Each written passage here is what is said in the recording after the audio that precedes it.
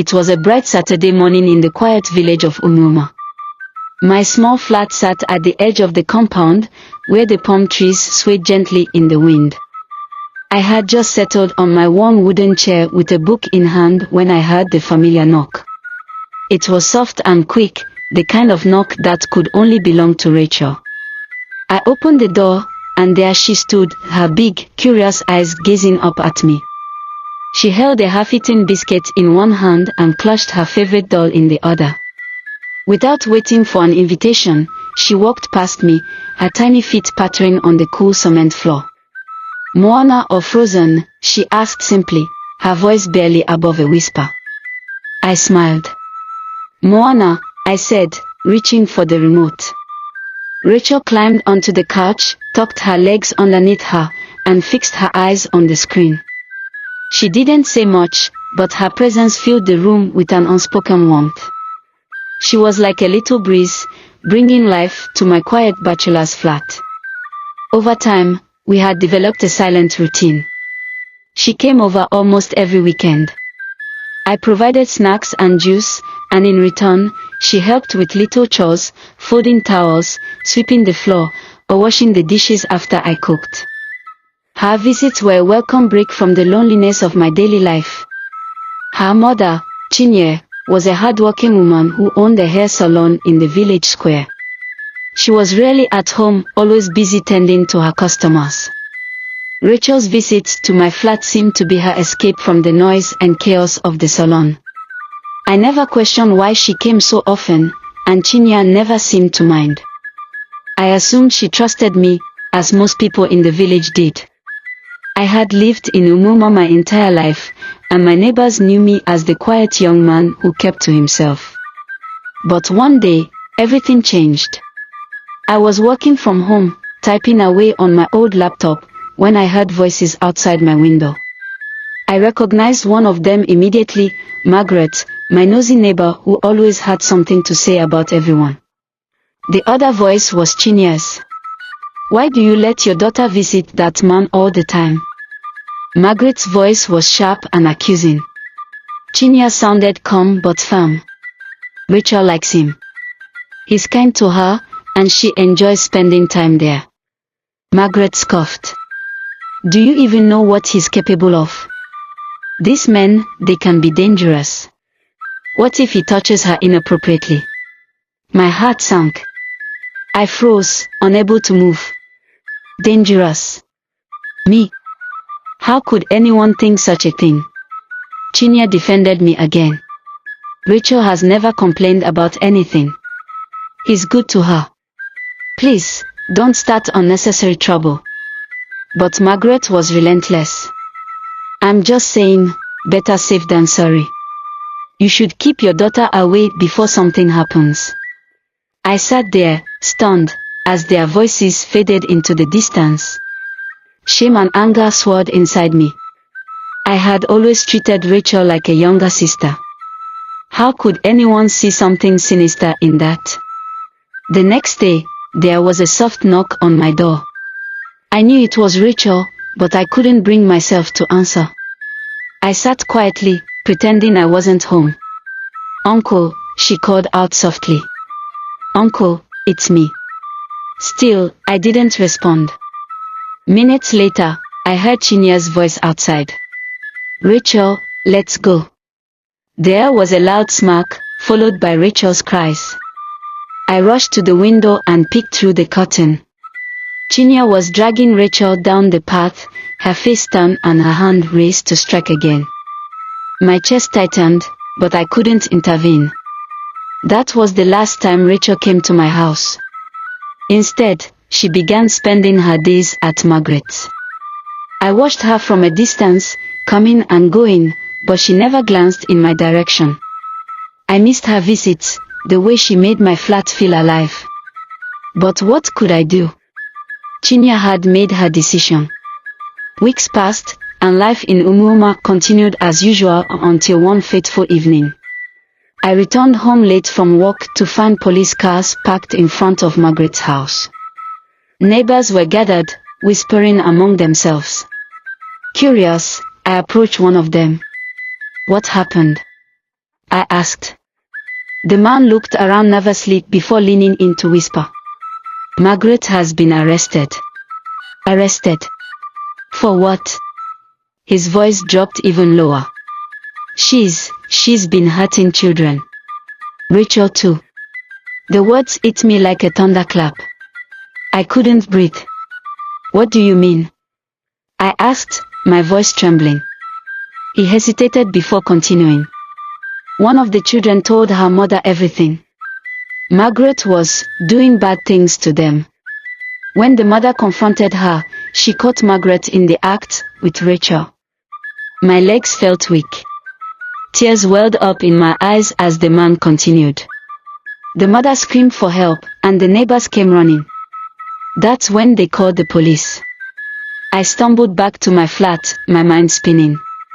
Rachel, sweet, innocent Rachel, had been hurt while I sat by, doing nothing. Guilt and anger coursed through me. I had let Margaret's words push me into silence, and now Rachel had paid the price. I sank into my chair, burying my face in my hands. Tears streamed down my cheeks as I whispered, I'm so sorry, Rachel. I should have been there for you. The days that followed were heavy with silence. Rachel and her mother stayed indoors, avoiding the prying eyes of the villagers. The once busy salon was shut, its windows dark and uninviting. People whispered about Margaret's arrest, their voices dripping with shock and judgment. I stayed away, unsure of what to do or say. Guilt gnawed at me every moment. What if I had spoken up? What if I had fought harder to keep Rachel safe? One evening, I saw Chinya walking down the path toward my flat. Her face was tired, her steps slow. My heart raced as she stopped at my door and knocked softly. When I opened the door, she looked at me with tear-filled eyes. Can we talk? She asked. I nodded, stepping aside to let her in. She sat on the edge of the couch, the same spot Rachel had always claimed, and stared at her hands. I owe you an apology, she began. Her voice was shaky, barely above a whisper. I listened to Margaret when I shouldn't have. I thought I was protecting Rachel, but instead, I put her in harm's way. I didn't know what to say. The lump in my throat made it hard to speak. She hasn't been the same since that day, Chinya continued, her voice breaking. She doesn't talk as much. She doesn't smile. I don't know how to help her. I clenched my fist, anger bubbling beneath my sorrow. Margaret fooled everyone, I said. But we can't let her win. Rachel needs you now more than ever. Chinya wiped her tears. She needs you too, she said. She misses you. The words hit me like a wave. Do you think she'll want to see me? I asked, my voice barely audible. Chinya nodded. You were her safe place. She trusted you. And I was wrong to take that away. The next day, I prepared myself to visit Rachel. I bought her favorite biscuits and juice and walked to their house. When Chinya opened the door, Rachel peeked out from behind her, her eyes wide with surprise. Uncle, she whispered. I knelt down, holding out the bag of snacks. I'm so sorry, Rachel, I said, my voice trembling. I should have been there for you. She hesitated for a moment, then ran into my arms. I held her tightly as tears streamed down my face. After Rachel hugged me that day, I thought everything would quickly return to normal, but I was wrong. Healing wasn't as simple as sharing snacks and juice.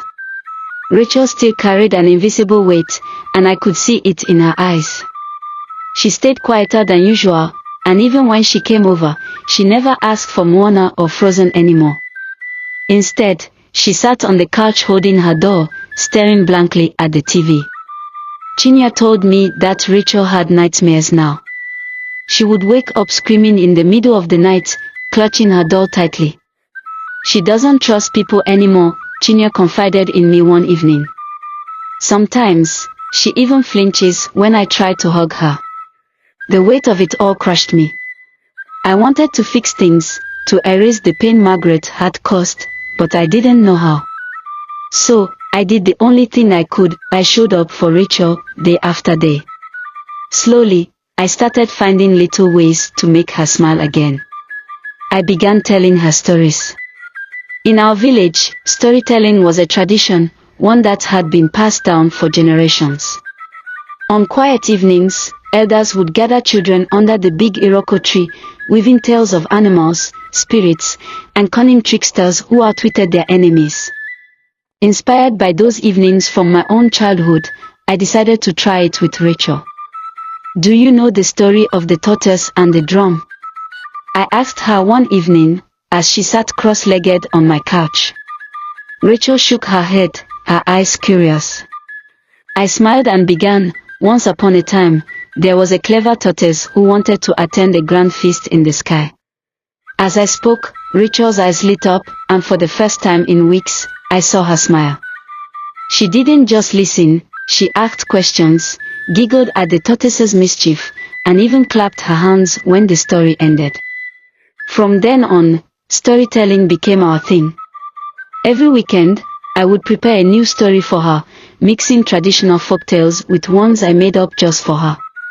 Through these stories, I taught her lessons about courage, kindness, and resilience. One day, Rachel surprised me. She asked, "Uncle, can I tell you a story?" I nodded eagerly. She took a deep breath and began. "Once there was a little bird who got hurt because a bad hawk tricked her." Her voice trembled, and I realized she was telling her own story in a way she could understand. My heart broke, but I let her continue. The bird was sad and scared, but then a kind farmer found her. He didn't chase her away. He gave her food and a safe place to stay until she could fly again. When she finished, I hugged her tightly. "You're a brave little bird," I said. "And I'll always be here to keep you safe." Meanwhile, the village was still buzzing with talk about Margaret's arrest. People were angry, not just at Margaret, but at themselves. How had they failed to see the danger she posed? The elders called a meeting under the Iroko tree to address the matter. "We must protect our children," Elder Obi said, his voice firm. "And that means looking out for one another, not spreading lies and suspicion like Margaret did." I attended the meeting, though I stayed at the back, avoiding attention. When Elder Obi called on me to speak, I hesitated but finally stepped forward. "I was accused unfairly," I began, my voice shaking.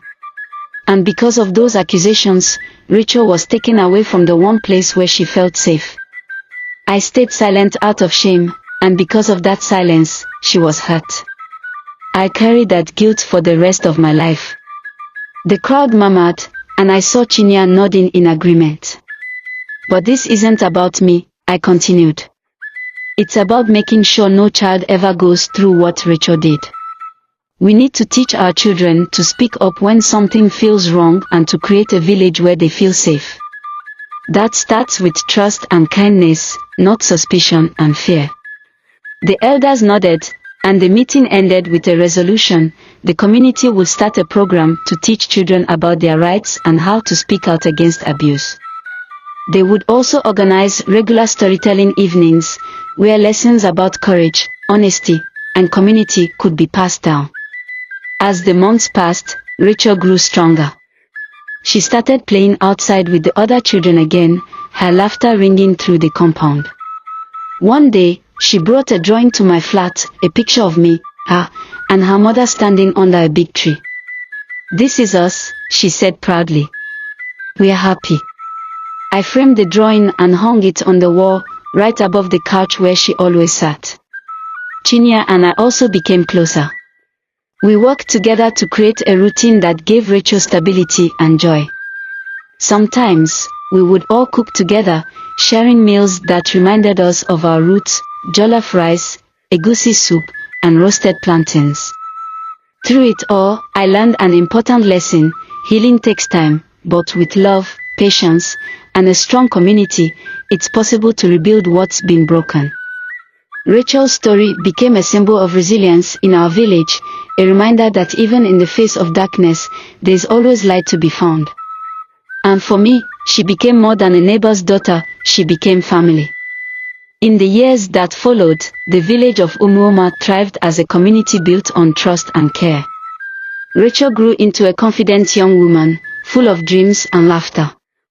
And every now and then, when she visited my flat, we would sit together and tell stories, because stories, as I had learned, have the power to heal.